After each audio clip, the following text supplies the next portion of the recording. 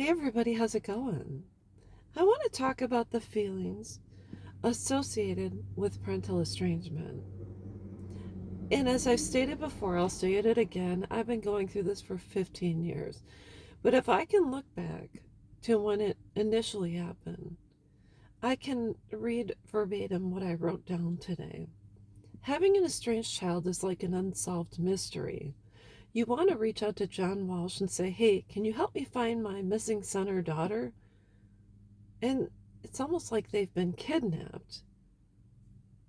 Because let's just say they have, and their captor sends you tidbits of information letting you know they're still alive.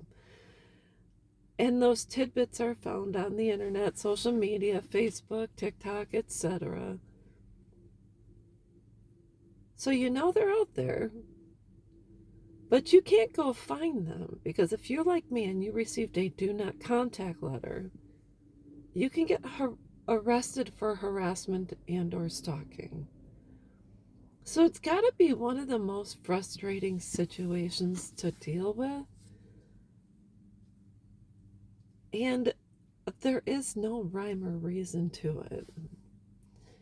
If I've stated how I felt in my experience throughout the past decade and a half, I'm sure you can say either you felt the same way, or you had different feelings, or you're still locked in one of those 5 stages.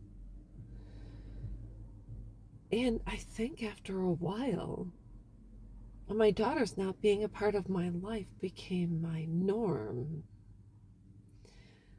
And you might, as a parent, say, well, that's really sad.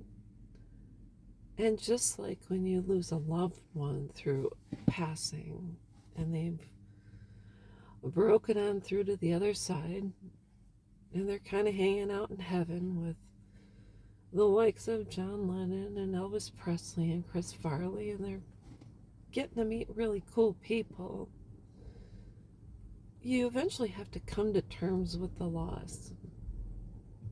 And you have to learn how to move on without them being present. I think the hardest thing I had to deal with when my dad passed away in 2009, and I've talked with other people about this,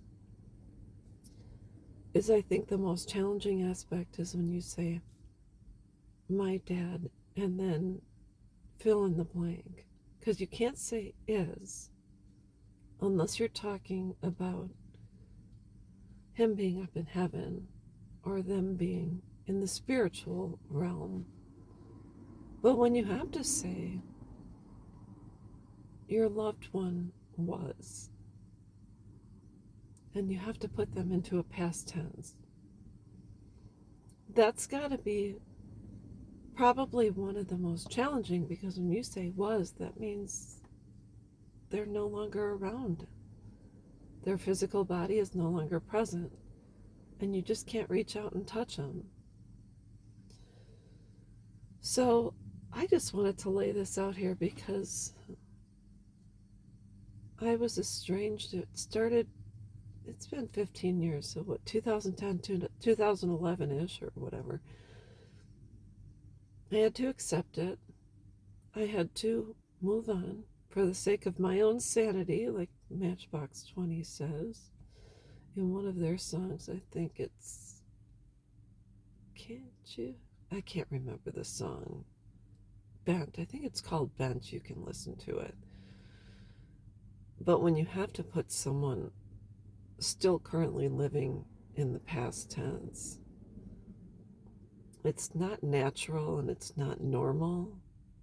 It just is. So anyways, I just wanted to share my experience.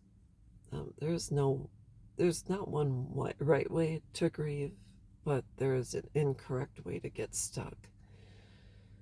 And that's all there is to it. So anyways, that's all I've got, and I will be back.